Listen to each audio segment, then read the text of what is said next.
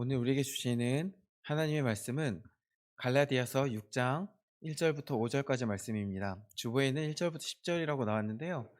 설교를 준비하다가 좀 줄어들었습니다. 갈라디아서 6장 1절부터 5절까지 말씀입니다. 제가 가진 성경으로 신약성경 308페이지에 있습니다. 길지 않으니까요. 함께 한 목소리로 읽도록 하겠습니다. 형제들아, 사람이 만일 무슨 범죄한 일이 드러나거든 신령한 너희는 온유한 심령으로 그러한 자를 바로잡고 너 자신을 살펴보아.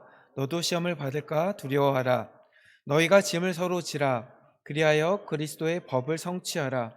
만일 누가 아무것도 되지 못하고 된 줄로 생각하면 스스로 속임이라. 각각 자기의 일을 살피라.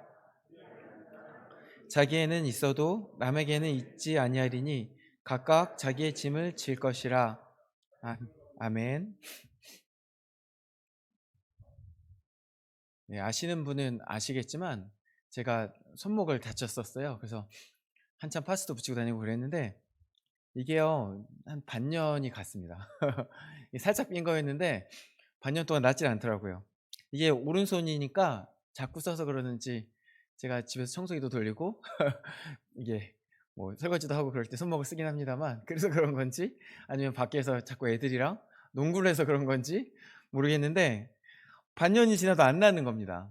그래서 이게 이대로는 안 되겠다 싶어서 다른 거는 괜찮은데 이 자꾸 제가 농구할 때마다 아픈 거예요. 그래서 제가 농구를 마음껏 할 수가 없으니까 나아야겠다. 그래서 처음에 냅뒀다가 병원을 다니기 시작했어요.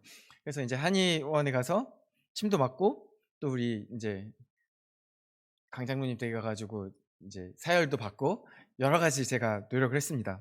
그리고 한편으로는 이제 오른손을 자꾸 써서 그런 것 같으니까 이제 오른손으로 하던 거를 왼손으로 하기 시작했어요. 그래서 청소기도 왼손으로 돌리고 뭐 이것저것 다 왼손으로 했어요. 근데 또 이걸 제가 안 하던 거를 왼손으로 하니까 이제 또 어떻게 했어요? 별거 안 했는데요. 왼손이 아파요. 그래서 제가 보니까 이게 당연하게 오른손으로 하던 건데 왼손으로 하니까 어설프고 또 아프고 그러더라고요. 그래도 어떻게 하겠습니까? 최대한 왼손으로 했습니다. 이제는 거의 다 나은 것 같아요. 지금은 이제 한 90% 나은 것 같은데 어 나름대로는 이런저런 생각들을 할 수 있는 것들이 많이 있었습니다. 오늘 본문의 소제목은요, 성경에 소제목이 붙어요. 근데 뭐라고 제 성경에 붙어 있냐면 짐을 서로 지라 이렇게 붙어 있어요. 짐을 서로 지라.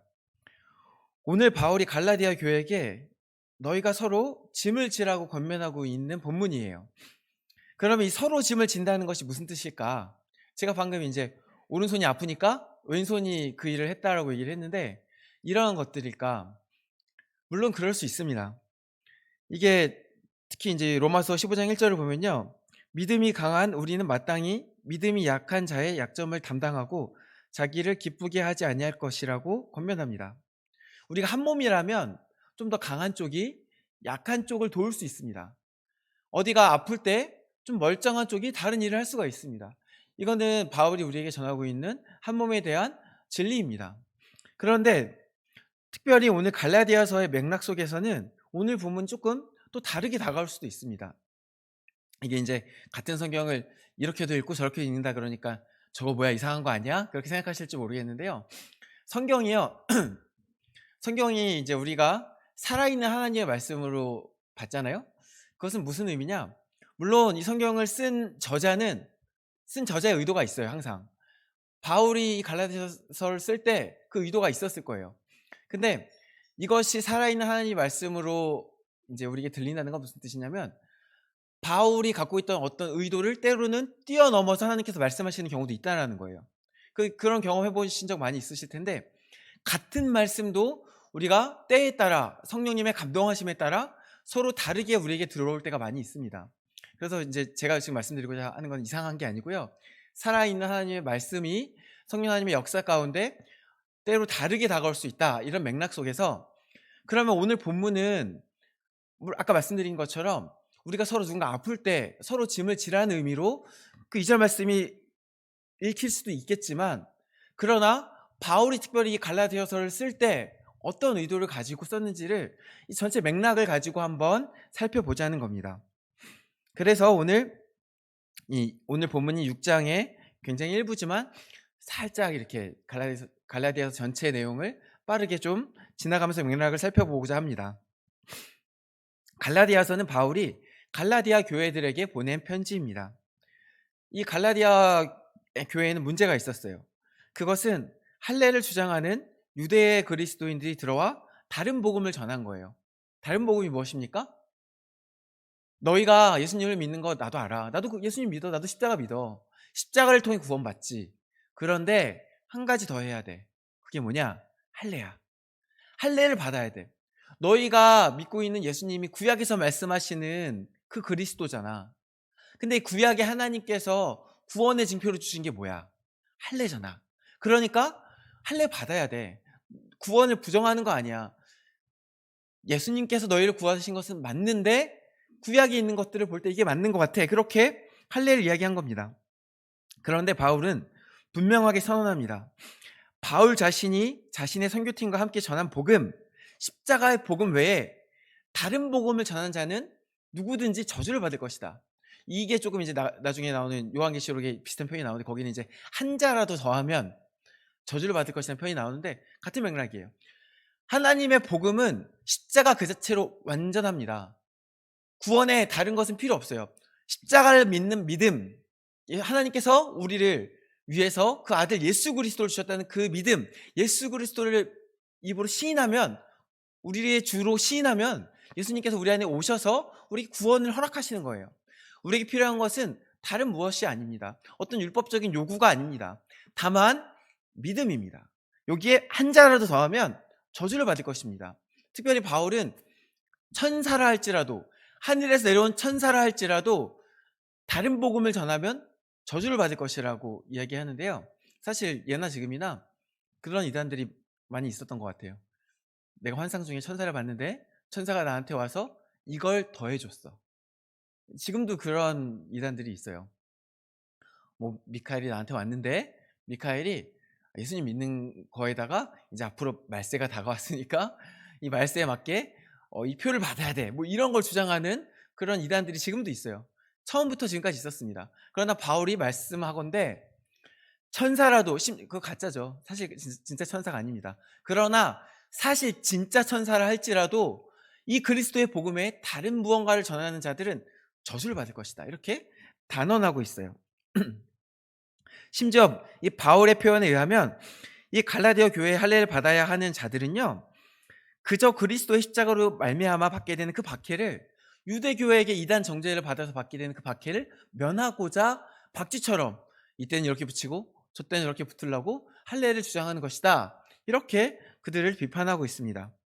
근데 문제는 이 박쥐와 같은 이들이 갈라디아 교회에 나와서 다른 복음을 전하는데, 그럼 이 갈라디아 교회가 예전에 바울에게서 직접 복음을 들은 자들 아닙니까? 그들이 온전히 세워진 자들이 아닙니까? 그들이 온전한 빛 아래에서 무엇이 복음인지를 분명하게 배운 자들이 아닙니까?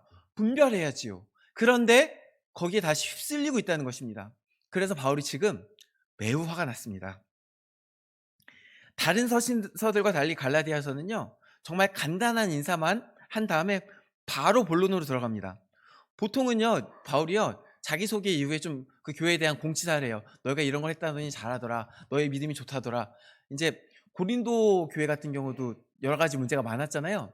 그래서 바울이 이제 고린도 교회에게도 이런 책망하는 말들을 많이 했는데, 그 고린도 전서에서조차 바울이요, 교회에 대한 공치사를 먼저 시작해요. 이제 보면은 그리스도 예수 안에서 너희에게 주신 하나님의 은혜로 말미암아 내가 너희를 위하여 항상 하나님께 감사하노니 이는 너희가 그 안에서 모든 일 곧 모든 언변과 모든 지식의 풍족함으로 그리스도의 증거가 너희 중에 견고하게 되어 너희가 모든 은사에 부족함이 없이 우리 주 예수 그리스도의 나타나심을 기다림이라. 뭐 이렇게 쭉 이제 고린도 교회를 향해서조차 공치사를 하는데, 오늘 갈라디아서를 향해서 이 서신서를 쓰면서 그런 거 없어요. 처음에 그냥 한 1절부터 5절까지 이제 자기에 대한 소개와 그 다음에 영광이 하나님께 있을지어다 하고서 바로 본론으로 들어가요. 그러면서 책망되는 하는 말을 이제 바로 시작하는 거예요. 그리스도의 은혜로 너희를 부르신 이를 이같이 속히 떠나 다른 복음을 따르는 것을 내가 이상하게 여기노라. 너네 왜 그래? 책망으로 시작합니다. 그리고 이제 쭉 이제 계속해서 책망하는 말씀이 이어지는데 3장 1절부터 3절을 제가 읽어볼게요. 어리석도다 갈라디아 사람들아, 예수 그리스도께서 십자가에 못 박히신 것이 너희 눈앞에 밝히 보이거늘 누가 너희를 꾀더냐? 너희가 성령을 받은 것도 율법의 행위가 아니라 듣고 믿음으로부터가 아니냐? 너희가 이같이 어리석으냐? 성령으로 시작해서 다시 육체로 마치겠느냐? 이렇게 계속해서 책망하는 이야기들을 계속하고 있습니다. 왜요? 복음의 가장 핵심적인 것, 그들의 신앙의 가장 중요한 것, 그 믿음, 그게 흔들렸기 때문이에요. 이 믿음이 흔들리면요, 구원도 흔들립니다. 구원이 흔들리면요, 신앙생활의 모든 것이 흔들리는 거예요.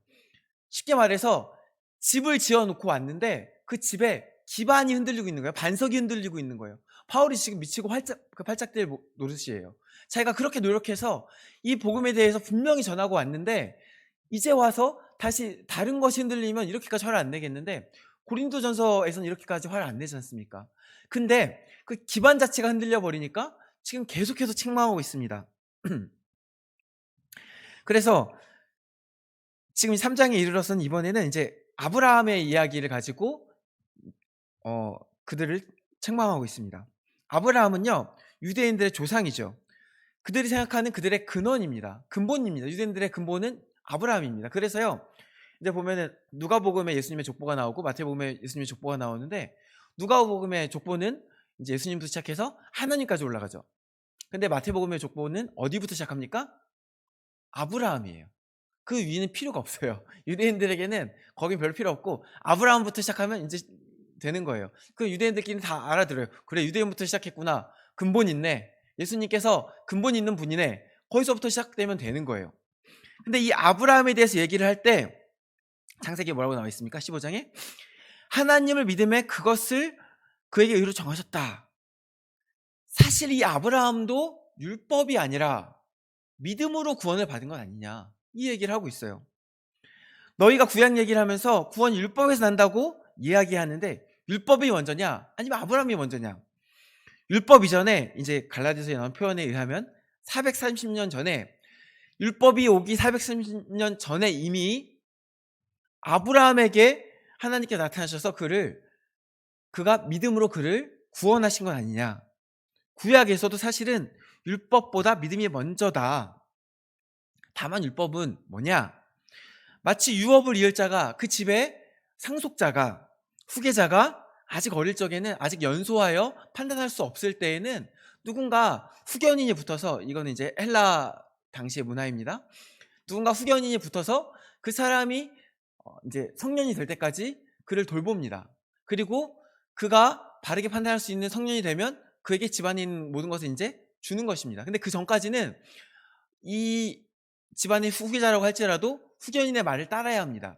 자신이 주인인데도 불구하고 그 멘토의 말을 따라서 자기가 이제 순종해야 됩니다. 마치 그와 같이 우리도 아직 어릴 적에는, 아직 육체에 속했을 때에는 우리를 지도하는 법이 있었는데 그게 바로 율법이라는 것입니다. 아직 우리의 신앙이 연소하여 아직 율법의 법 아래 있어야 할 때가 있었고, 그러나 그때를 지나가면 이제 율법에서 벗어나 어떤 누군가의 종이 아니라 자유자로서 살아야 되는데 너희가 그것을 왜 헷갈려 하느냐, 이렇게 이야기하고 있는 것입니다. 그래서 이제 갈라디아서 4장 8절 9절 말씀입니다. 그러나 너희가 그때에는 하나님을 알지 못하여 본질상 하나님의 아닌 자들에게 종노릇 하였더니, 그래서 원래 너희가 그때는 아직 연소하여 하나님 알지 못하여 본질상 하나님이 아닌 자들에게 종노릇 하였는데, 이제 9절에 이렇게 말합니다. 이제는 너희가 하나님을 알 뿐 아니라 더욱이 하나님이 아신 바 되었거늘 어찌하여 다시 약하고 천박한 초등학문으로 돌아가서 다시 그들에게 종노릇 하려 하느냐. 여기서 이제 초등학문은요, 율법만을 이야기하는 게 아니라 그들을 얽매이는 모든 것을 이야기합니다. 특별히 이제 많은 주석가들은 어떤 세상의 학문, 세상의 철학 이런 것들을 이야기하는데 지금 그것들까지 같이 묶어서 이야기하고 있는 것입니다. 어떤 때에는 어떤 세상의 학문들이 우리에게 주인된 상황일 수도 있습니다.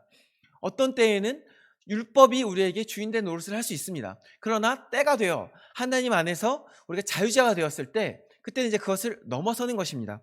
그런데 여전히 너희가 거기 종로를 타는구나. 그러면서 뭐라고 말합니까? 내가 너희를 위하여 수고한 것이 헛될까 두려워하노라. 여기까지 계속해서 바울이 책망하고 있는 것입니다. 그러다가 이제 4장 12절부터는 바울의 어조가 좀 누그러듭니다. 12절에서 바울이 이렇게 얘기하는데 12절을 제가 한번 읽어볼게요. 형제들아 내가 너희와 같이 되었은즉 너희도 나와 같이 되기를 구하노라. 너희가 내게 해롭게 하지 아니하였느니라. 이렇게 얘기하는데요. 여기서 구하노라라는 표현이 나오죠. 근데 이 구하노라는 표현이요. 헬라어로 데오마의 휘몬입니다. 이게요. 우리는 그냥 구하노라 쓰였으니까 그런가 보다 하는데 헬라어 표현에서는 되게 이제 상투적으로 쓰이는 간청의 문구입니다. 간청하는 겁니다. 플리즈입니다. 지금 플리즈 하고 있는 겁니다.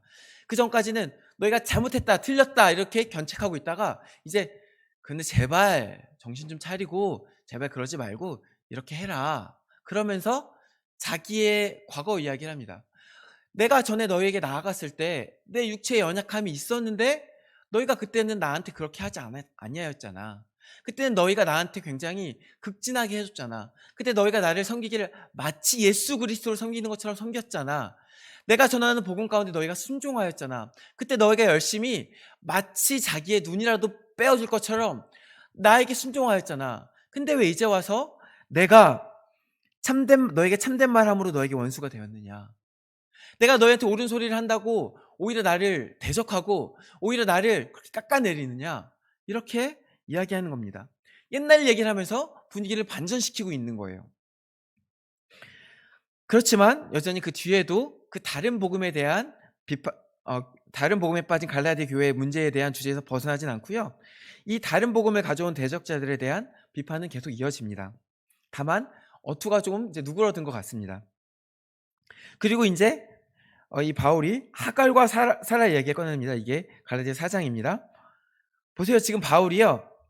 다른 복음을 전하는 자들이 율법 전하잖아요. 그 율법은 구약이잖아요. 자꾸 율법 얘기, 구약 얘기 하니까 바울이 지금 뭐라고 합니까?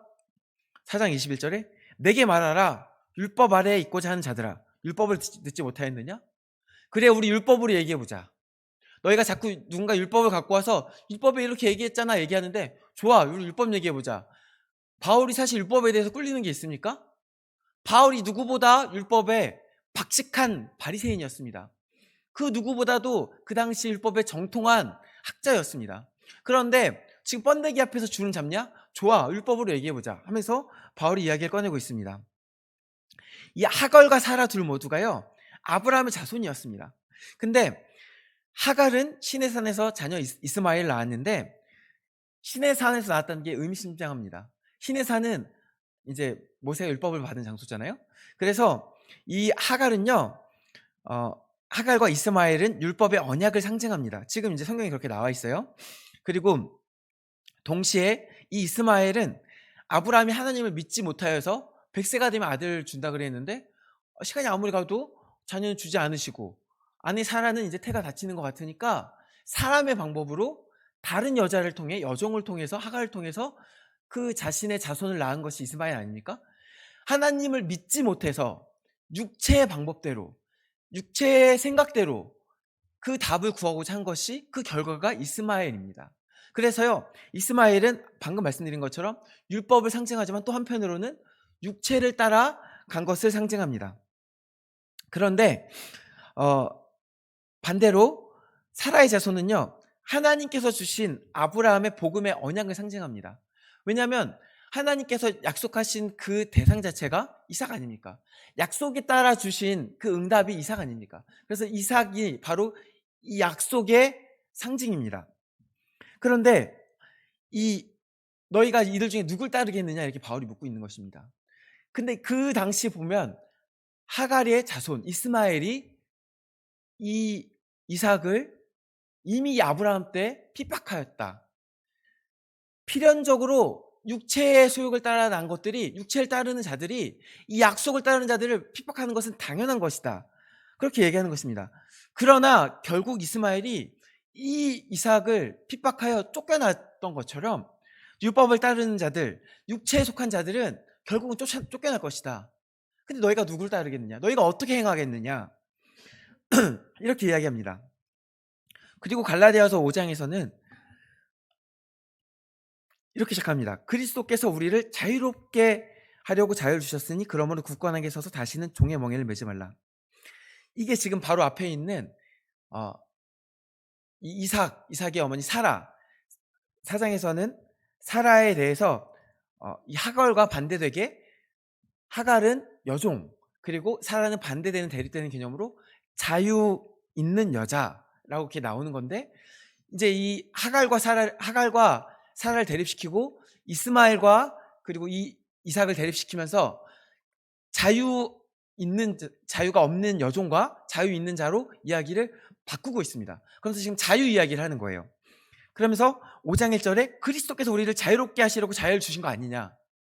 그런데 너희는 왜, 5장의 내용이 너희는 왜 다시 율법의 멍에를 메고 율법의 종이 되려 하느냐. 너희가 지금 할례 하나만 이야기한다고? 봐봐. 할례가 율법의 수많은 것 중에 하나인데 너희가 율법 중에 하나라도 어기면 율법 전체를 어긴 자가 되는 거 아니냐. 우리가 살면서도요, 범죄하는 것은 여러 가지 있지 않겠습니까? 뭐 도둑질할 수도 있고 우리가 뭐 누군가를 폭행할 수도 있겠습니다. 그러나 수많은 법 중에 하나라도 어긴다면 그 사람은 범법자가 되는 거예요. 뭐 이제 내가 때려서 징역형을 살았든 뭐 사기를 쳐서 징역형을 살았든 법 중에 하나도 어긴 사람은 범법자입니다. 마찬가지로 율법이 이제 우리가 알고 있기로 613개가 있는데 그 중에 단 하나라도 어기면 그 사람은 율법을 어긴 자가 되는 거예요. 그럼 이 사람은 율법을 하나라고 지키겠다고 하는 사람은 사실은 이게 논리적으로 나머지 율법을 다 지키고자 하는 노력을 해야 이렇게 맞는 말이에요. 그러면은 지금 할례를 지키겠다. 그 말은 뭔 말이냐? 내 율법을 다 지키겠다. 613개 율법을 다 지키겠다. 이것이 지금 바울은 종의 멍에를 매는 것이라고 비판하고 있는 것입니다. 그러나 그리스도께서 너에게 자유를 주신 것이 아니냐. 그리고 이어서 갈라디아서 5장 13절에서 우리가 자유를 위하여 부르심을 입었으니 이제는 율법의 종로를 타지 말고 자유를 누리되 그 자유로 육체의 기회를 삼지 말고 오직 사랑으로 서로 종로를 타라. 이렇게 앞에 있는 말씀을 마무리합니다. 그리고서 계속 그 다음 이어지는 것은 이제 우리의 자유에 대한 이야기가 더 이제 연결이 돼요. 하나님께서는 우리를 종의 멍에가 아니라 자유를 주시고자 부르셨어요.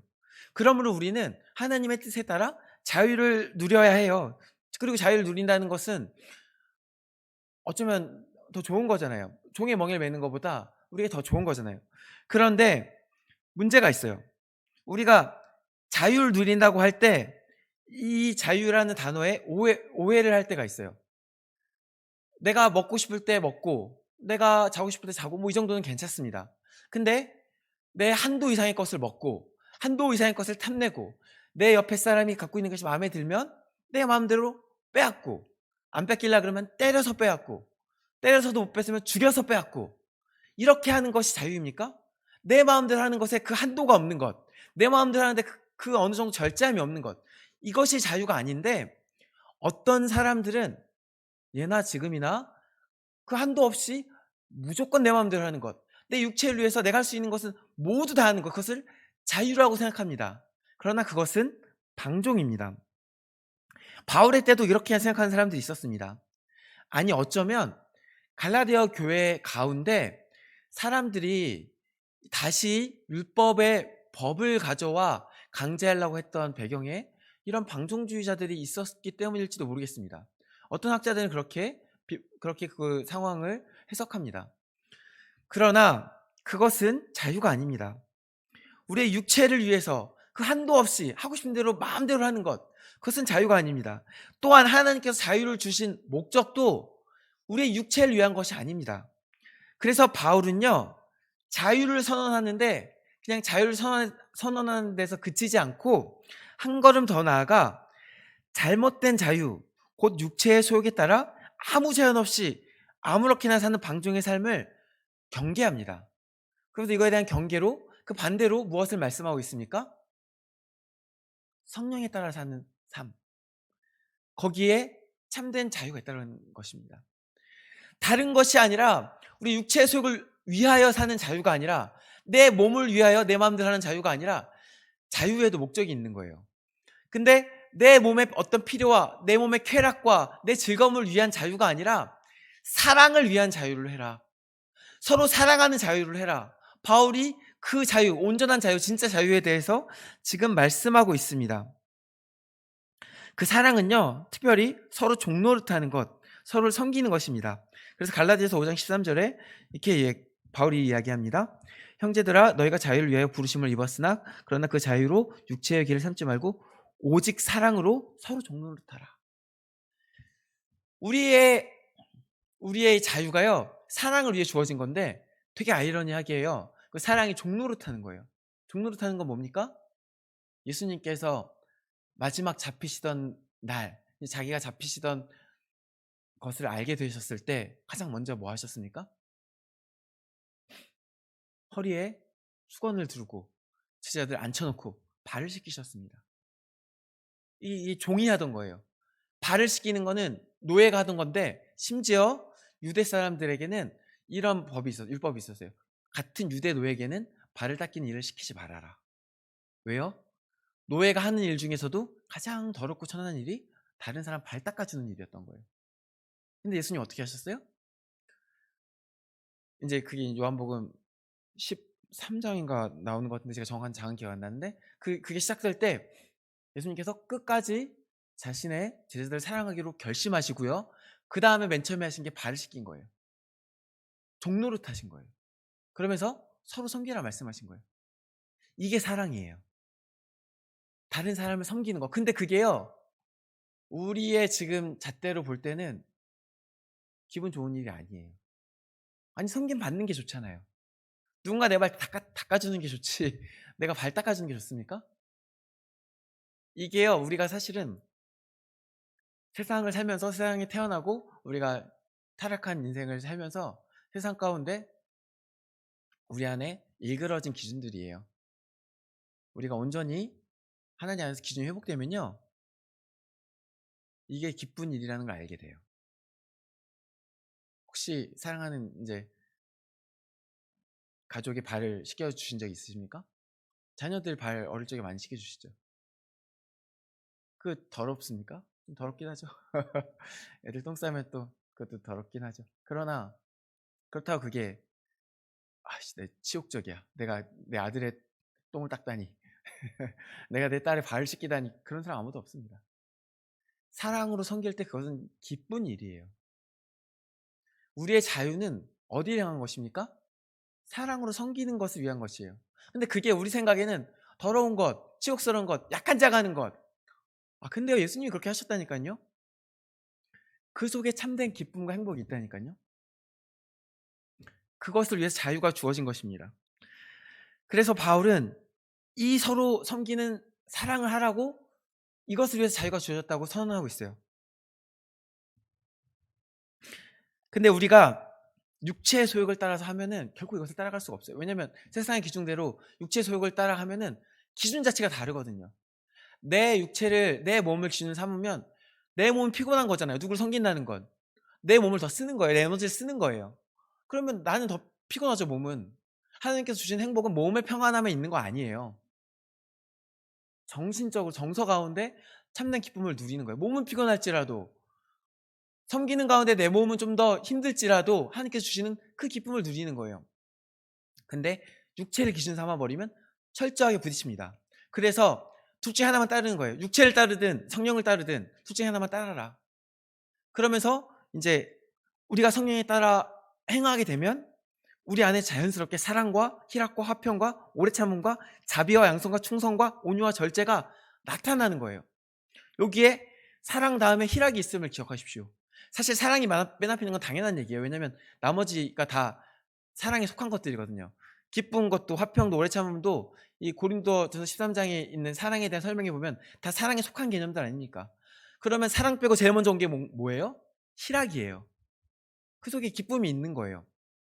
우리가 육체를 따라 살 때 기쁠 것 같은데 실제로는 육체를 따라 생기는 기쁨과 즐거움은 잠깐이고, 이 성령의 소욕을 따라 자유하게 살 때 오히려 아이러니하게 이 자유를 누군가 섬기는 종로로 사는데 쓸 때 생기는 이 성령의 열매 가운데, 그 사랑 가운데 참된 기쁨이 있는 거예요.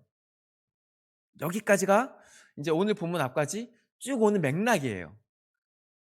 오늘 본문 그렇다고 이제 이게 서론이었던 건 아니고요. 이 맥락 속에서 바울이 오늘 본문의 말씀을 선언하고 있어요. 그게 서로 짐을 지라는 거예요. 그럼 이런 맥락 속에서 짐을 서로 지라는 것은 뭐겠어요? 서로 사랑을 하는 거예요. 서로 사랑하라는 건데, 특별히 갈라디아서 6장 이제 짐을 지라는 게, 서로 짐을 지라는 게 2절에 나오고 1절에 그 설명이 더 자세히 나와요. 6장 1절을 제가 다시 읽어보겠습니다. 형제들아, 사람이 만일 무슨 범죄한 일이 드러나거든. 이 말씀으로 시작되는 거예요. 이 2절에서 서로 짐을 지라는 얘기를 하는데, 그 앞에 제일 처음에 여기서 나오는 조건절이 뭐냐? 사람이, 형제들아, 사람, 여기서 말하는 사람은요, 그냥 공동체 밖에 있는 사람을 이야기하는 게 아니에요. 공동체 안에 있는 사람, 우리 형제들, 같은 아버지를 둔 이 교회 안에 있는 형제들 가운데 누군가 만일 무슨 범죄한 일이 드러나거든, 그때 우리가 짐을 어떻게 져야 되는지를 얘기하고 있는 거예요. 그러면 어쩌면 이제 뭐 경우에 따라 여기서 서로 짐을 지라는 게 더 확장돼서 하나님의 말씀을 다가올 수 있겠지만, 어쩌면 바울이 의도한 바는 이거예요. 너희 가운데 누군가 죄를 지었을 때, 근데 여기서 죄를 짓는다는 게요, 범죄라고 번역된 이 헬라어가 넘어지는 것, 실수로 넘어지는 것을 포함한 의미인데, 특별히 문자적으로는 옆으로 넘어짐 혹은 발을 헛디딤의 의미입니다. 다시 말해, 우리 공동체 안에, 우리 교회 안에 누군가 범죄한다면, 너희 교회 안에 누군가 발을 헛디뎌 넘어질 때, 너희 식구들 가운데 누군가 실수로라도 죄를 짓게 된다면 그 다음에 어떻게 하라고요? 신령한 너희는 온유한 심령으로 그러한 자를 바로잡으라는 거예요. 너희는 신령하다고, 나는 아니라고, 나는 저들과 다르다고 그렇게 얘기하는 것이 아니라 바로잡으라는 거예요. 이게 사랑의 모습이라는 거예요. 실제로 지금 이제 이게 사랑의 모습이라고 말씀을 드렸는데요, 6장에 나오는 게 가만히 보면요, 6장 1절에 온유한 심령으로 한 표현이 나오죠. 그 다음에 4절에 나오는 각각 자기를 살피라, 그리하면 자랑할 것이 자기에게는 있어도 남에게 있지 아니하리니, 스스로 이제 절제하라는 이야기와 상통한 이야기입니다. 그리고 9절 같은, 이건 좀 더 뒤에 오늘 보면 아니지만 9절에 보면 우리가 선을 행하되 낙심하지 말지니 포기하지 아니하면 오래 참음이라는 얘기입니다. 아까 말한 성령의 열매들이 그 뒤에 쭉 나오는 거잖아요. 그러니까 이게 지금 6장에 있는 1절부터 10절까지 말씀이 다 성령의 인도하심을 따라 서로 사랑하는 모습의 구체적인 모습인데, 그 중에서도 특별히 너희 가운데, 너희 공동체 가운데 뭐 실수로든 아니면 실수가 아니든 범죄한 자가 있다면, 그때 난 아니야, 쟤의 문제야, 이렇게 생각하지 말고 그를 바로잡으라는 겁니다. 그것이 지금 오늘 바울이 이야기하고 있는 서로 짐을 지라는 말씀이에요. 그러면 여기서 구체적인 범죄는 뭘까요? 사실 지금 이 갈라디아 교회가 다른 복음에 미혹된 상황이잖아요. 그러면 뭐 한편으로는 지금 이 넘어짐이 다른 복음에 미혹된 것이라고 생각할 수도 있습니다. 아니면 아까 제가 이 갈라디아 교회의 상황이 이제 다른 복음, 율법이 들어오게 된 배경 가운데 어쩌면 이 방종주의자들이 있어서 이들을 강한 법으로 강제하지 않으면 안 되기 때문에 율법을 다시 받아들였을 것이다. 이 다른 복음을 가지고 온 자들은 물론 이제 다른 의도로 들여왔지만, 그 교회의 환경이 때마침 저 방종주의자들에겐 이 율법이 필요해라는 어떤 정서적 공감대가 있었기 때문에 그 율법을 다시 받아들였을 것이다라는 해석도 있어요. 그렇다면 여기서 말하는 범죄는 그 방종주의자들이 다시 자신의 육체를 위해서 자기 마음대로 하면서 짓게 된 여러 가지 범죄들일 수도 있어요. 그런데 여기서 바울은 구체적으로 어떤 범죄인지는 기록하고 있지 않아요. 그런데 중요한 것은 어떤 범죄이든 간에 우리 공동체 안에 누군가 쓰러진다면, 누가 넘어진다면 우리가 나서서 같이 바로잡는 게 필요하다는 거예요. 그게 지금 서로 짐을 지라는 것의 의미인 거예요. 그러면 이 권면이 지금 누구를 향한 거예요? 넘어진 사람을 위한 겁니까? 아니면 넘어졌을 때, 범죄하였을 때 그 옆에 있는 사람들을 위한 것입니까? 그 옆에 있는 사람들을 위한 것이죠. 범죄한 자들이 있고, 또 범죄하는 것 옆에 그들을 또 내버려 둔 자들이 있습니다. 교회 일부가 미혹되어 범죄하고 있을 때 범죄하지 아니한 자들, 그런 상황 속에서 범죄한 자들을 바로잡지 않는 자들, 너희 중에 누군가가 잘못된 복음에 혹은 방종에 빠져 허우적거리고 있을 때 그들의 넘어짐을 보면서도 선을 긋는 겁니다. 나는 아니야. 아, 쟤는 왜 저래? 그런 자들에게 같이 짐을 져서 가서 바로잡으라고 말하는데, 같이 짐을 지는 거에서 1절 뒷부분에 뭐라고 나와 있습니까? 그러한 자를 바로잡고 너 자신을 살펴보아 너도 시험을 받을까 두려워하라. 이 말씀이 더해지는 거예요. 그러면 이 짐을 지는 게 두 가지인 거예요. 우리가 서로 짐을 지는 게 두 가지인 건데, 공동체 차원에서는 잘못된 길로 가는 자를 바로잡는 것, 그러면서 동시에 나 스스로를 돌아보는 것. 그런데 재미있는 것은 너 자신을 살펴보아, 이 표현이요, 뒤에서 또 나온다는 거예요. 4절에 나와요. 각각 자기의 일을 살피라. 그리하면 자랑할 것이 자기에는 있어도 남에게는 있지 아니하리니. 근데 여기서는 이걸 뭐라고 얘기해요? 각각 자기의 짐을 질 것이라. 이 같은 표현이 두 번 나오는데, 앞에서는 자기를 돌아보아 살피는 것. 나도 넘어질 수 있는데 교만하지 말고 겸손하게 먼저 나를 살펴보는 것에 대해서 두 번 나오는데, 공동체의 짐을 함께 지는 것에도 나오고 개인의 짐을 지는 것에도 나오는 거예요. 그렇다면 이것은 사실은 속하는 거예요. 이 두 가지가 하나인 거예요. 내가 먼저 나 자신을 돌아보고 나는 그러지 않아야지, 이거 당연한 거예요. 그러면서 나도 시험에 빠질까 두려워하는 것, 절제하는 것, 겸손한 마음으로 내가 온전히 서기 위해서 온전히 살려고 노력하는 것, 개인적인 신앙 당연한 거예요. 그러나 공동체 안에서 이걸 가지고 바로잡는 것, 그냥 바로잡는 게 아니에요. 사람이 누군가를 바로잡으려 할 때요, 이런 마음이 없으면 어떻게 되냐면요, 네, 가르치게 됩니다. 가르치게 되고 비판하게 되고 비난하게 됩니다. 그러면요, 어떻게 되냐면요, 집에서도 이제 저 같은 경우도 아이들이 있잖아요. 그럼 아이들한테 잘못한 게 있으면 가르칠 때들이 있어요. 근데 가르칠 때 점점 그것이 격앙될 때가 있어요. 그래서 이제 나중에는 내가 가르치고 있는 것인지, 애한테 기분 나빠서 화풀이를 하고 있는 것인지 싶을 때가 있어요. 그 속에 이런 게 아이들한테만 있는 거 아니에요. 부부싸움이 어디서 납니까? 저 같은 경우는 이제 아내에게 비판하는 거예요. 나 안 그랬는데 너 왜 그러냐? 나 너한테 안 그랬는데 나한테 왜 그러냐? 이렇게 되면요, 서로 싸우는 거예요. 가장 먼저 있어야 되는 게 뭔 거예요? 나도 그럴 수 있다. 내가 높은 데 앉아서 가르치려 하는 것이 아니라, 나는 신령하다고 옆에 앉아서 신령하지 않은 자들을 가르치는 것이 아니라, 비판하는 것이 아니라, 비난하는 것이 아니라, 나도 저렇게 넘어질 수 있어. 아니, 나는 사실 더해. 나는 사실 저것만 좀 나을 뿐이지 어쩌면 내 속엔 더 악한 것이 많이 있어. 나도 죄인이야. 그 마음을 먼저 가지고 그것이 내 짐을 지는 것인데, 그 다음에서야, 그 다음에 어떻게 하는 것입니까? 온유한 심령으로 그러한 자를 바로잡는 것입니다. 온유한 심령이요, 성령의 열매예요. 성령의 열매가 우리 가운데 어떻게 드러납니까?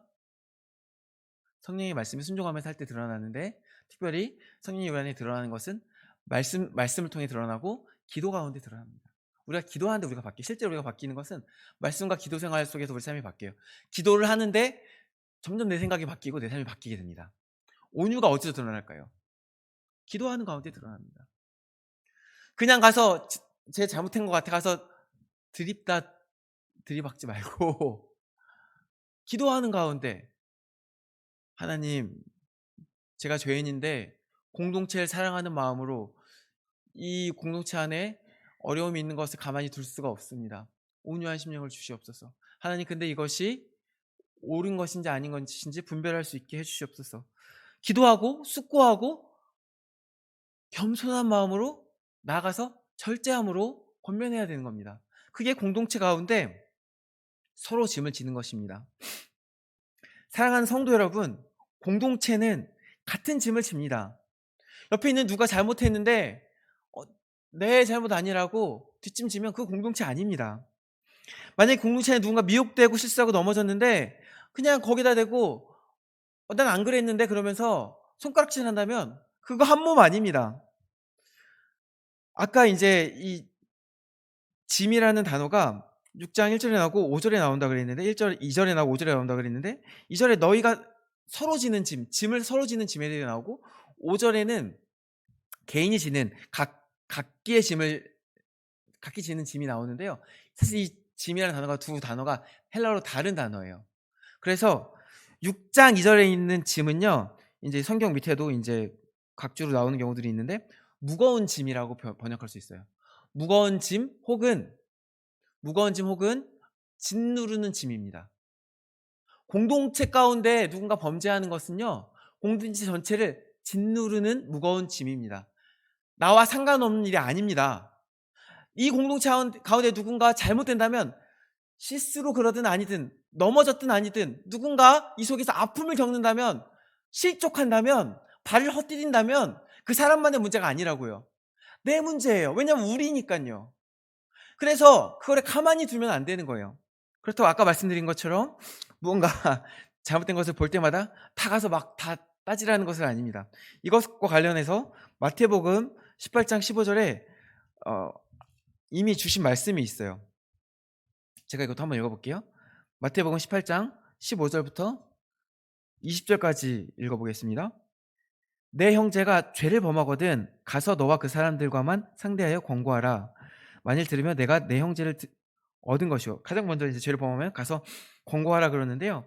이제 가서는 이제 개인적으로 가서 권고하라 그런 겁니다. 그것은 결국은 그 사람의 어떤 얼굴을 그 사람의 면이 상하지 않도록 이제 부드럽게 가서 이야기하라는 겁니다. 근데 만일 듣지 않거든 16절입니다. 한두 사람을 데리고 가서 두세 증인의 입으로 말마다 확증하게 하라. 만약에 네가 이제 한 사람 말이니까 객관적이지 않다고 생각해서 그렇게 얘기할지 모를 수 있으니까 두세 사람이 같이 가서 이제 권면하라는 겁니다. 근데 이제 이 두세 사람이 같이 간다는 것은 그만큼 확실한 일이라는 겁니다. 이제 어떤 한 일을 그냥 내 기준으로 판단해서 잘못된 일이야 가서 이야기하는 것이 아니라 주변 사람들 두세 사람 이제 믿을 수 있는 신뢰할 수 있는 사람들과 두세 사람이 함께 논의한 다음에 이거는 그래도 우리 같이 권면하는 게 좋겠다 싶으면 가서 이야기하라는 겁니다. 근데 만일 그들의 말도 듣지 않거든 교회의 말하고 교회의 말도 듣지 않거든 이방인과 세리와 같이 여기라. 이렇게 나오고 있어요. 그러니까 이게 단계에 따라서 조금씩 그 사람이 권면하라는 겁니다. 근데 이 본문이 지금 같이 묶여 있는 본문을 20절까지인데 제가 계속 읽어볼게요. 진실로 너에게 이르노니 무엇이든지 너희가 땅에서 매면 하늘에서도 매일 것이요 무엇이든지 땅에서 풀면 하늘에서도 풀리리라. 진실로 다시 너에게 이르노니 너 중에 두 사람이 땅에서 합심하여 무엇이든지 구하면 하늘에 계신 내 아버지께서 그들을 위하여 이루게 하시리라. 두세 사람이 내 이름으로 모인 곳에 나도 그들 중에 있느니라. 지금 그 다음에 나오는 게 뭘 얘기하고 있어요? 두세 사람이 모인 곳에 내가 그들 중에 있겠고 그 두세 사람이 하는 기도 가운데 내가 응답하겠고 너희가 이 땅에서 기도하는 그 두세 사람이 하는 기도 가운데 내가 하늘에서 땅에서 매인 것 하늘에서 매고 땅에서 풀린 것 하늘에서 풀겠다. 결국 이 모든 것이 어디에서 진행된다는 거예요? 기도 가운데 이루어져야 되는 거예요. 깊이 기도하는 가운데 단계별로 가서 권면해보고 잘 안 되면 또 두세 사람이 함께 얘기해보고 그래도 안 되면 그렇다고 또 그걸 내버려 두지 말고 이것은 공동체의 무거운 짐이므로 그럼에도 불구하고 안 되면 그때 이제 공론화 시키라는 거예요.